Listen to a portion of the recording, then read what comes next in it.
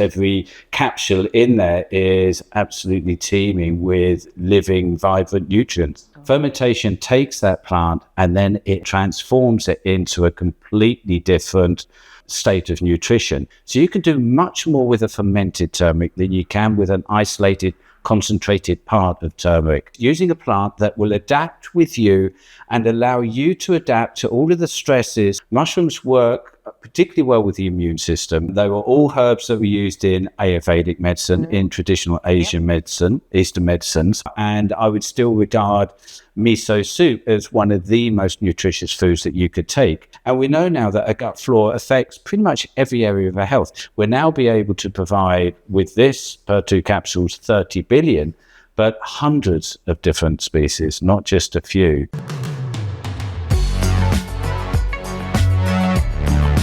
Graham, hi. Hi, Charlotte. Thank you so much for being with me today. We're going to talk all things fermentation. Graham, you are the founder and formulator of Living Nutrition. Do you want to tell me a little bit about Living Nutrition and why you've called it Living Nutrition? We're going to be talking about all things fermentation today, aren't we? Yes, I guess partly the clue is in fermentation. So partly I wanted to bring something new to food supplementation. My background as a nutritional therapist, I've always been interested in health and most particular the benefits of plants and food for health, and felt that probably the one thing that is never talked about, something that is never considered for food supplementation, is the living element, the vitality of food, where we tend to be extracting, concentrating and losing possibly the most important part of nature. I wanted to bring that element into food supplementation. And so certainly through the fermentation and the way that we value our foods and our plants that we're working with, they really are living foods. So every one of these food products, every capsule in there is absolutely teeming with living, vibrant nutrients. Amazing. So tell us, Graham, how did you actually find this? How do you get into this? What actually was a defining moment? And how do you go, oh my goodness, I'm going to ferment all of these amazing herbs and mushrooms? Yes, well, I'd always been interested in fermentation. That had always been an interest to me, partly because my specialism, what I used to lecture on, is digestive health and the gut flora. And most people are familiar that fermented foods are very beneficial for digestion, and the gut flora in the importance of microbes and fermented microbes, the value that they have for digestive health. So that is my background from a scientific point of view. Where I become really interested in it is I've always been interested in the ancient arts of what our ancestors did with their medicines, how they created medicines and how they valued nutrition and health very differently from us. And probably the crux of it is modern day medicine, modern day supplementation is more focused on concentrating values, concentrating nutrients. An example of that would be an extract of curcumin from turmeric, concentrating that, and that being the power and the benefit that that plant would provide someone and their health. The ancient practices, particularly Eastern practices, which is, I would include traditional Chinese medicine, Ayurvedic medicine that's becoming very popular nowadays, they would always be interested in the form of the food, and it was the form that had that value. And so they would be taking turmeric, and instead of pulling out some of those nutrients, they would extend its potential. And this is where fermentation would come in. So they would take nature at its most vibrant state, and that would be the turmeric roots when they've grown to their optimal values before they would begin to decay. And this is the life cycle of any plant. It would grow into its potential, an apple, for example, and then it would fall from the tree and decay. Fermentation takes that plant and then it evolves it and transforms it into a completely different state of nutrition. And that different state of nutrition is what is most important in how it can benefit your health. The array of nutrients, the new nutrients that are produced through fermentation are so interesting. And this is now going into research around the world. these nutrients are now seen as the key to unlocking chronic and complex conditions. And this is probably the most exciting area of nutrition and health there is at the moment. It's very exciting, hence why I'm here with you. For example, a lot of people just think, oh, I'm going to go out and buy curcumin. That's the active ingredient. That's going to help me with my inflammation, my arthritis. Yes. So what's different about the way that you would handle turmeric? Okay, for sure. Well, if we look at curcumin alone, and people tend to see that if they take more curcumin, they're going to reduce their inflammation even more and even more. It's not how the body works, and it's not how curcumin works. And this is quite critical to understand. So curcumin as one nutrient, in fact, there's many curcumins, but we tend to focus on the one nutrient that is most common in turmeric, this curcumin. One is it's very hard to absorb. We don't absorb much curcumin, and if we do absorb it, through various ways that supplement companies tend to use, adding black pepper, microlyzing it, using nanotechnology to get it into our body, it's still something that we need to process in our bodies to make it bioavailable and to utilize it in our bodies. Then we need to use an array of other nutrients. We need to use an array of our own enzymes to activate the curcumin that comes into our body. And if we do that, then we're pulling away other nutrients that could work on other pathways, just to concentrate and focus on a couple of key mechanisms in the body to reduce inflammation. And without getting too technical, there's an array of nutrients that lead to, there's an array of immunological compounds that lead to inflammation. This only works on a few. So it can be very useful, curcumin, on reducing inflammation. It's never going to reverse the condition because you just focus on one element of that. You are stripping your body of other key compounds just to utilize curcumin, and we're only able to use a finite amount of curcumin that we're able to get into our bodies. So by using more and more curcumin, the value decreases quite rapidly on our utilization of it. If we focus on turmeric as a whole, you not only have curcumin, you've got all of its metabolites that all work very differently on the body. They work very differently on readjusting the immune system. So we've demonstrated with our research on our fermented turmeric that it is able to reduce inflammation even more because it's working on more of the immune system to be able to do that.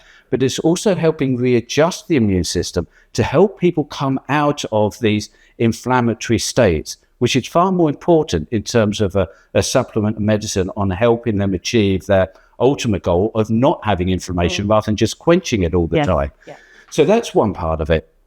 What we're also able to do when we're fermenting, and this was the art of our ancestors, is that turmeric as a spice is very, very bitter, and the body reacts to bitter food or bitter spices if we have too much of that. Sure. When it's fermenting it, it's to a degree taming it. So it is now no longer having that reactionary effect that you would have from turmeric. It's much, much milder. You're able to now absorb much more turmeric. You are now adding all of the other nutrients and other cofactors and the enzymes to allow you to use it once you have absorbed it. So you can do much more with a fermented turmeric than you can with an isolated, concentrated part of turmeric. So the compounds you're able to utilize much more. Where it moves on to another level that you benefit from the fermented turmeric, the key nutrients that people are recognizing now are a group of polyphenols. These polyphenols that are produced through fermentation are far more active, and they work inside the cell, and they work at a DNA level on helping the body change whatever has gone wrong with it, where the communication, the messaging in the body has got corrupted or changed. You're now able to re-regulate that through these polyphenols that have been evolved to be able to work and signal at an intracellular level inside the cell. So it gets quite deep. It gets quite complicated. It does. And I know I'm going down this route, and I'm careful not to lose many of your audience with this. But it's so important to understand that by fermenting these polyphenols, they work very differently and they work much deeper in the body. So more bioavailability, more complexity, going deeper with the body, and also with anything fermented, you're creating compounds that add value to turmeric, and they include all of the microbes. So every one of these products would have a probiotic in it. So you're helping with your gut flora, you're helping with digestive health, and 70% of your immune system is in the digestive tract. Yeah. So you're having this secondary benefit on supporting the inflammation and the immune system in your digestive tract. You're improving this gut-brain link, so the cognitive value that you're getting from anything fermented is absolutely profound. Neurotransmitters, short-chain fatty acids, beta-glucans. I could list all of these compounds. On forever, doesn't it? It does. Obviously, you don't just ferment turmeric. You ferment a whole host of different herbs, adaptogens, especially medicinal mushrooms, which I'm particularly interested in. I know that you are the king of mushrooms. For as long as I've known you, Graham. It's been one of my interests, mushrooms, and there's a nice parallel with what we're doing. I know that mushrooms are gaining lots and lots of popularity right now. And it'd be really great to talk about mushrooms in particular, as much as you've got so many wonderful, wonderful things that you have fermented.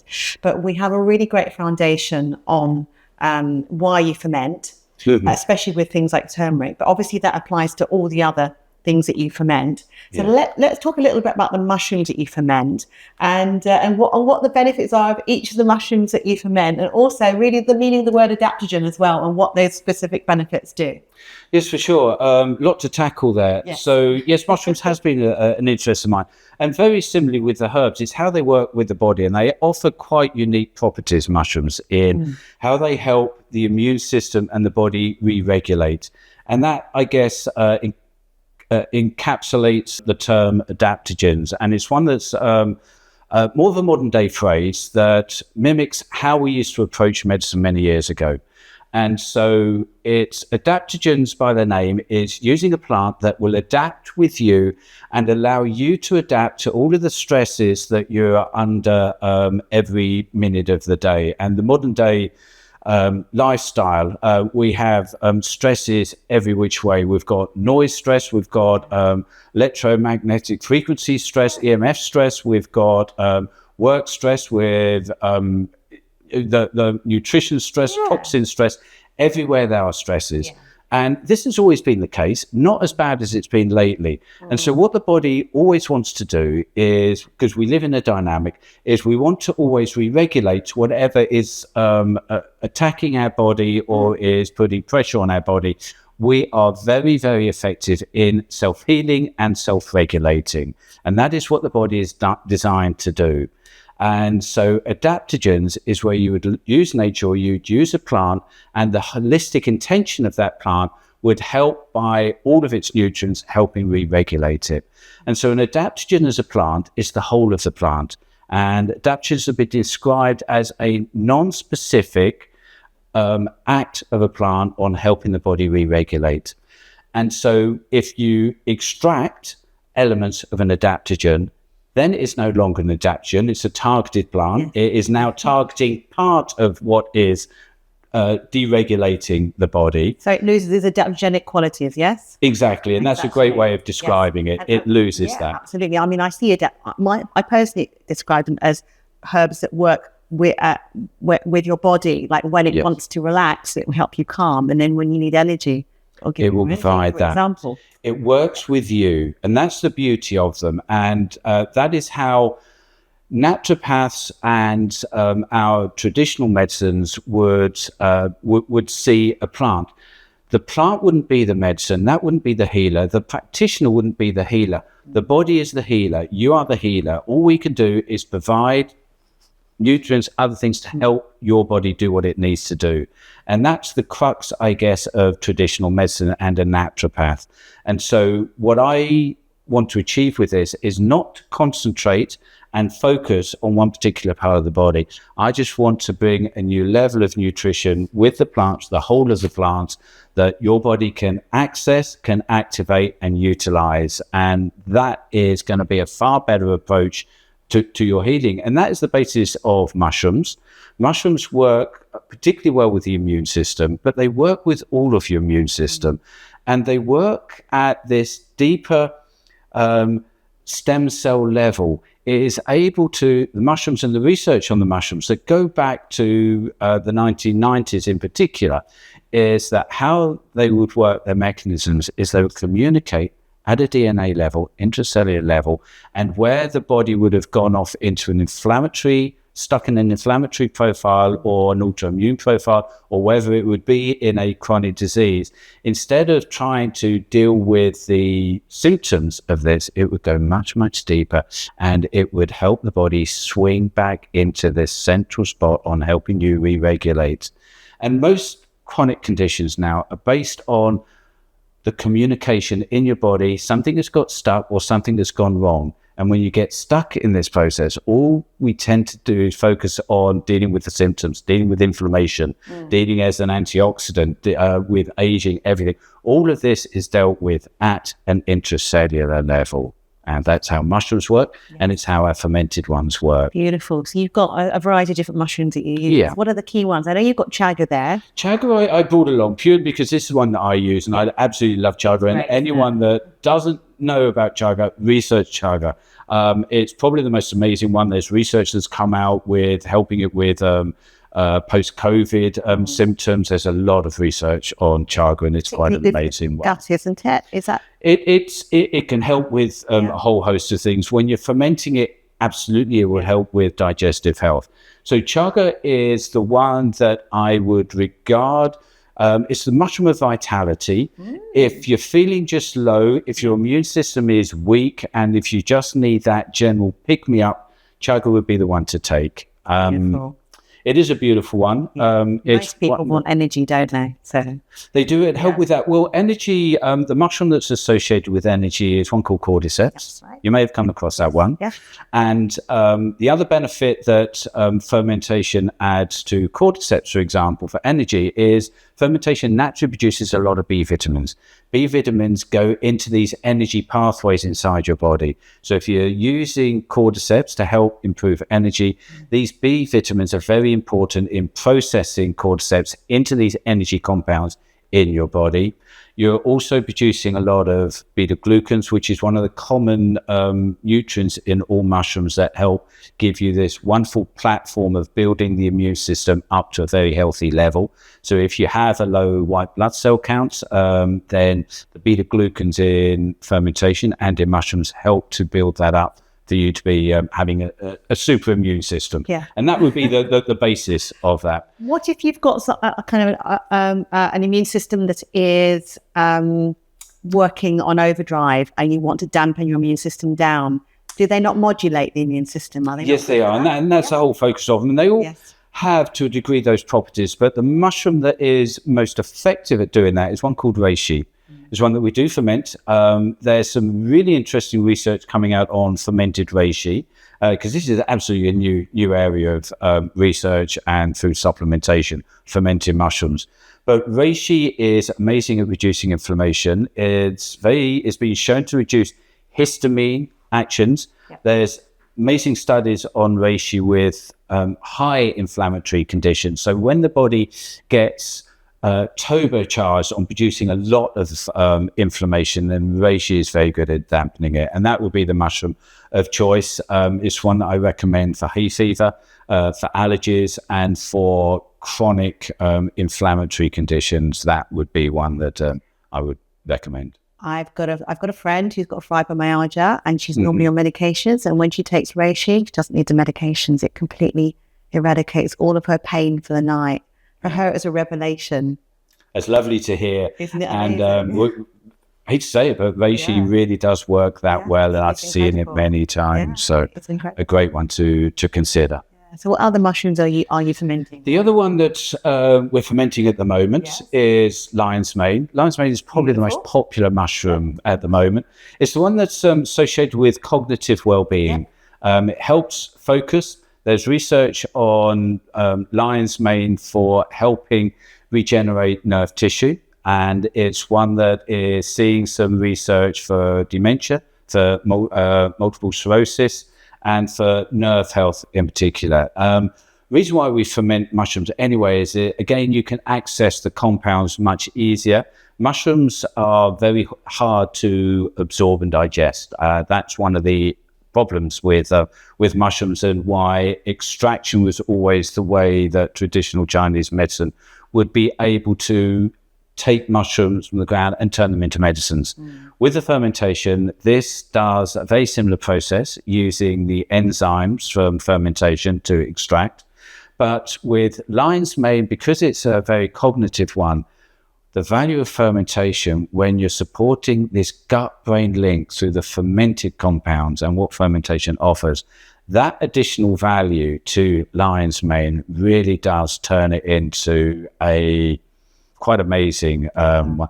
And I've tried a number of people with some serious neuralgia and neuralgic conditions that have moved from normal lion's mane onto the fermented one, and got some wonderful testimonials that show that it makes that next step, and it makes all the difference. Whereas lion's mane helps to a degree, but the fermented lion's mane tends to work much better. Do we know why lion's mane is particularly good for cognition and chaga is particularly good for something else, and reishi is particularly good for another organ? Like, why are they particularly affiliated with each part of the body? Do you know? They all contain, as all plants, they all contain unique compounds. It's what makes everything special in the world. And so there's a uniqueness with every plant.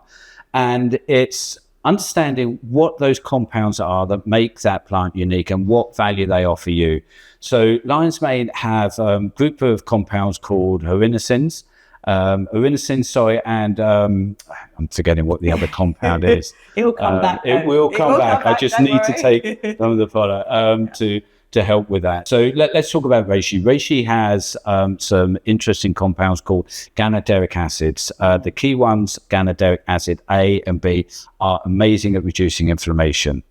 Other mushrooms don't have those compounds. This is why reishi is quite unique on its ability to reduce inflammation. What we find by fermenting reishi, you're increasing one compound called ganaderic acid C. Very, very minute amounts in normal reishi. Doesn't really have a therapeutic effect. But when you're fermenting it, now this additional ganaderic acid comes into play, and we're seeing that has a far greater effect on reducing inflammation, and again on digestive health and balancing inflammation that is associated with digestive health. And much of inflammation does come from digestion. So it's optimizing whatever that herb or that plant, whatever its benefits are, is optimizing it to the next level and taking your health to the next level as well. Yes, and that's a good way of describing it. Absolutely. Yeah, I'm glad you agree. Thank you. Yes, I do. So you've got a woman one there. I'd love to talk to you about your organic fermented woman. For lots of us women going through the menopause or having hormonal issues, what can you tell us about your wonderful fermented woman product? Yes, thanks. I literally just pulled a few for the cabinet that I thought maybe you were interested in. And the I'm woman definitely is interested. and this is one that's, of course, and every woman should be taking this product. So, organic fermented woman with ashwagandha and holy basil and shatavari. Yes, amazing. Shatavari. So everybody pronounce it differently. I guess they do. Yes, sorry, I didn't mean to correct you there, but shatavari is. That's fine. So this is one of our newest products, and I've been asked for a long time to create a product that was going to benefit women, and who am I to know what a woman needs? So it's one that I took a lot of time and effort to look into. I did not want to produce a product that I didn't think could be of benefit and would be one that is better than anything else out there on the market. Now, ashwagandha, shatavari, and holy basil are all herbs associated with female health. They were all herbs that were used in Ayurvedic medicine, in traditional Asian medicine, Eastern medicines, and they all have value on their own. But together, collectively, they do synchronize very, very well. The benefit of this, and why I wanted to launch this product, is that my understanding, it's not my specialism of female health, is it's not dealing with the symptoms of the female as she goes through her life cycle, and particularly the perimenopausal, the menopausal symptoms, that herbs can be very effective in dealing with hot flushes, with some of the symptoms, some of the imbalances. It's understanding, I think, how hormones work in the body and how they interlink with the nervous system, the immune system, and this trilogy of how the whole body works and reacts. And we work to patterns, we work to cycles. And if we try to pinpoint part of that, then we're missing the bigger picture. So similar to the adaptogen way of working is if you provide an array of herbs that work holistically, that work to help you find your patterns, that is arguably a better way of trying to pinpoint one particular moment in time. And I think if we change the term hormonal balance to more of a 3D approach of hormonal harmonizing, now we are working with how the body works throughout the day, throughout the month, throughout the year, and throughout your life. And so if you have 3 very good friends that work with you and allow you to harmonize through these cycles, is arguably a better approach to just providing specific compounds or specific herbs that deal mostly with the symptoms and not dealing with the bigger picture. So the woman is more of a bigger picture product. The fermentation and the value of fermentation adds to the herbs itself, and as we've described, it enhances their bioavailability and their effectiveness in the body. And the feedback, I've been so delighted with the early feedback we've had with this product. Ashwagandha we've always done well on, and everyone has loved our ashwagandha. But women, and I would say particularly around the 40s and 50s, where there are challenges in re-regulating and helping regulate the cycles, this is working particularly well with those at that age group. So Graham, I've been taking shatavari and ashwagandha just as a whole herb, but they're not been fermented. And I just put them in my tea. So how is this product better than what I've been doing? Okay, so it does depend on you and how well you work with herbs. And this is, I think, one of the interesting areas I always found as a therapist is why would one person do very well on one herb and another person with the same herb, it has no effect or otherwise, and vice versa. So herbs can be very personal, and that can be down to you able to process, activate, and utilize that herb, as well as what's going on with your health. With fermentation, because it is doing all of the activation and the processing for you through fermentation, its action is pre-digesting it and assimilating it and adding in everything else to enhance that, then everyone does well on a fermented ashwagandha. And whereas you are probably needing to consume quite a lot of ashwagandha to get a therapeutic effect, if you like, you do not need to have those levels in a fermented herb. So there's benefits there straight away, but the enhancement of fermentation is something that adds value, that however much you have of the powder of the root, you're never going to get the value of this. Could I put this into a context of the fermentation process that we use, and using milk as an example? I like this one because everyone is familiar with milk. So, and this resonates with every one of our herbs. So you take milk, doesn't have much of a taste. I wouldn't call it therapeutic. It can be problematic with many people. And this is exactly the same with herbs, with soy, with turmeric, with many of the herbs. There can be benefits, there can be nutritional values, but milk on its own is limited, but I definitely would not call it therapeutic. You can ferment milk using a lacto fermentation, which is an easy, simple fermentation, which most people would be doing at home. And this lacto fermentation would ferment for about 3 days, and you're able to create yogurt. Now you have something that is more nutritious, it has more flavor, and it is better for you. We know that yogurt is better than milk. That's right. But if you then extend that form of fermentation by using a kefir fermentation, and we use water kefir grains, so everything is vegan with ours, and we use a kombucha SCOBY. These are the gold standard fermentations.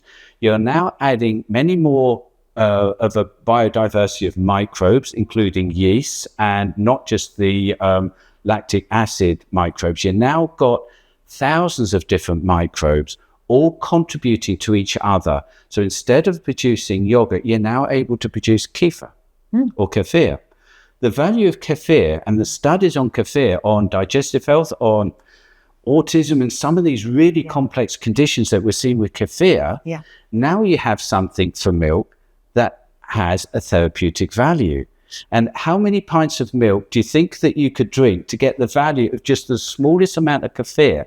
So you cannot compare like for like with a fermented from the base. If you take that very same concept to ashwagandha, any other herb, yes, it can be beneficial, but you ferment it, you don't need as much, and now you have something far, far more effective and arguably far, far more therapeutic. And this is what all of our forefathers knew, and it's how they created their medicines. Absolutely. They wouldn't be saying, take more turmeric or take more ashwagandha, or you're really ill, you need to take this much, you need to take a bucket load. No, it was always about the form. They would create their medicines, and fermentation is the creation of something that you never get in the original form. So comparing our ashwagandha, shatavari, holy basil to the herb or any other food supplement, it is completely different and offering a therapeutic value that you don't get in another form of supplementation, simply. Absolutely. Obviously, we'd be focusing on optimizing and benefits, but there are some plants, soy, for example, that's got lots of toxins in it that you have to ferment in order to neutralize that out. Yes. Soy is a particularly interesting one, and it's one that we take great pride on in our symbiotic. And this is the one that if the word got out and this was taken more and more, this really could change many, many people's health. It's a game changer, right? It is a game changer. And it's soy is one that, if we go back 20 years and we were taking everything that we were seeing in Asia and the benefits of the Asian population never having hormonal conditions, not having breast cancers, aging slowly, not having the digestive conditions, we absolutely understood that fermented soy was providing this benefit in the form of miso, tempeh, natto. These fermented soy foods were hugely beneficial, and they still are. And I would still regard miso soup as one of the most nutritious foods that you could take. Then we forgot that we needed to ferment it purely because it was all about soy. Now, soy is a bean. Beans need to be germinated, sprouted, and they need to be activated. So soy as a bean, if you don't process it properly, then it will cause allergic reactions because we don't have the digestive enzymes to process soy. If we have a lot of soy in a processed form, you're losing a lot of the nutrients, and it now becomes imbalanced, and taking a large amount of an imbalanced array of nutrients, you can cause a lot of the problems that soy is designed to benefit from. But the benefits of soy is now, through research, becoming quite amazing. You have this perfect balance as the soybean of the phytonutrients through the isoflavones many people might be familiar with. So you've got the phytonutrients that you get in soy, but you don't get in other sources of protein, certainly not dairy, such as milk. But you've also got the proteins that you don't get in plants. And it's the proteins that can cause allergic reactions. But when these are sprouted and fermented, these break down to peptides. And the latest research is showing that peptides have this effect on the body on being able to reverse cancers and pretty much any condition that you can imagine. So the target now for, I think, medicine now on being able to reverse the most chronic complex conditions are these peptides. You can research this yourself.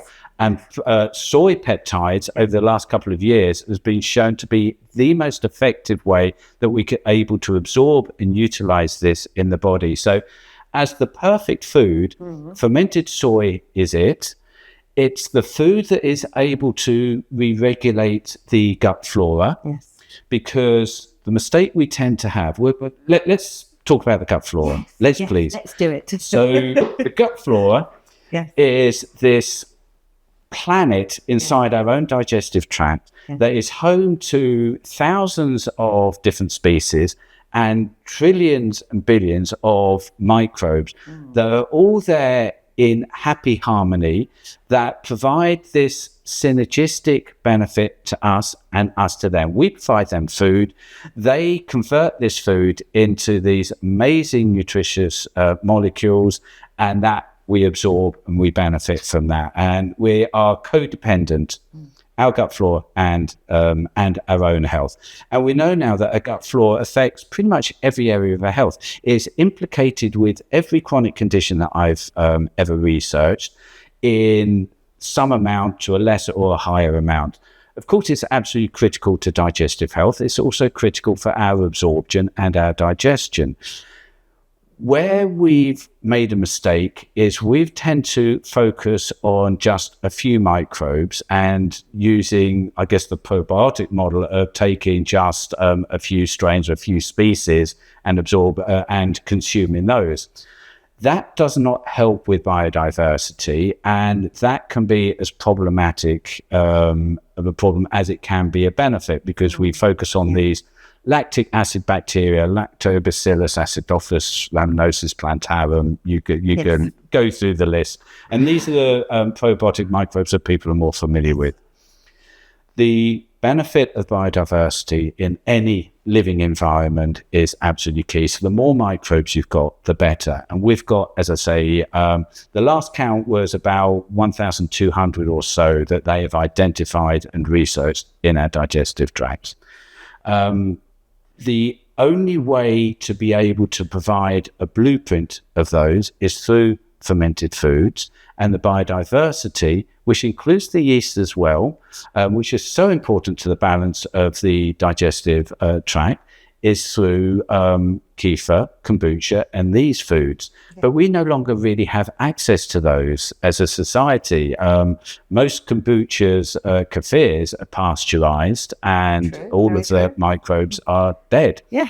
With ours, because we ferment with these, and then after the fermentation we freeze dry, we keep all of these microbes intact. So now we'll be able to provide with a product, instead of just a few highly concentrated billions of just a few microbes, we'll now be able to provide with this per 2 capsules 30 billion, but hundreds of different species, not just a few.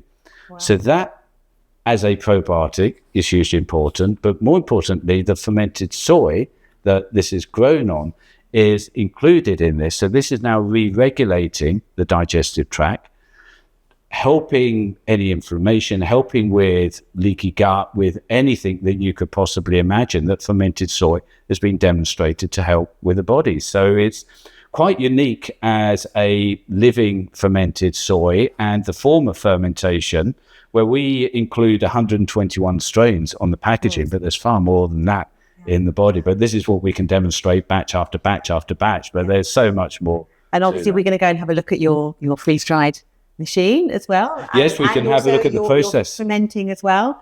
But going back to the soy, obviously it's gained a lot of popularity for women with the phytoestrogenic activity in it. Yeah. Do they ferment their soy over in the East? Yes, absolutely. They would ferment it, and there are hundreds of different forms of fermentation. The ones I think that we're more familiar with is miso is one form of fermentation. I love my miso. Yeah. Tempeh is another, which is great. One of the strongest forms is natto, more Korean to taste, and that is a particularly strong form of fermentation. But there's many ways of doing it. Most of it would be localized, and they would do their own traditional fermentation. And unfortunately, we don't really hear about this. And I guess we do our own form of fermentation.